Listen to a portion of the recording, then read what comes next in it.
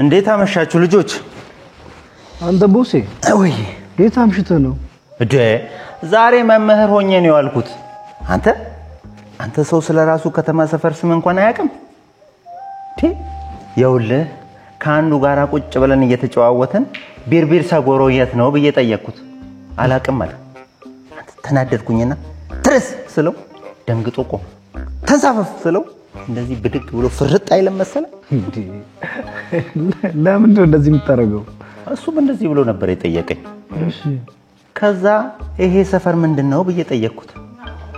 ፒያሳ ነው አለ። ስሙ ከመቀየሩ በፊት ታዲያ ቢርቢር ሰጎሮ ማለት አይደለ ያልኩት? አላውቅም አለኝ።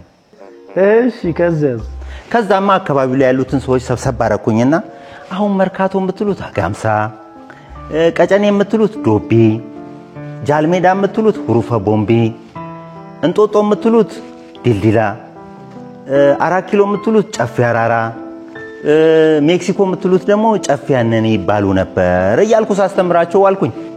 አንዳንዶቹ ደስ ስላላቸው ለሰጠህን ዕውቀት እናመሰግናለን እያሉኝ ያመሰገኑ ሄዱ። አንዳንዶቹ ደግሞ ቆሞ ሲያሽሟጥጡኝ መጋኛ ይመታችሁ ይመስል ፊታችሁ እንደዚህ ወደ ጎን ይጣመምላችሁ አልኳቸውና ትቻቸው ወደዚህ መጣ። አረ ቆንጆ ብሎ ነው ያልከው። እና አንተስ ግን ታውቀዋለህ እንዴ? እኔማ ባለፈው ከነፊሮምሳ ከነጃራ ጋር ሳወራ እያንዳንዱን ነገር አይደል እንዲያስረዱኝ። ይሻላል አላቅም ብትለኝ ኖሮ ከዛ የተራረፈችኝ ጥቂት እርግማ ምናምን አለች፣ እሱን አዘንብብ ነበር። ይሄን ባላቅማ ዱሬቲቭ ዝም አትለኝም ነበርኩ። እናንተ አልደከማችሁም መሰለኝ። እኔ ስለፈልፍ ነው ያልኩት። ደህና ደሩ፣ እኔ ልተኛ።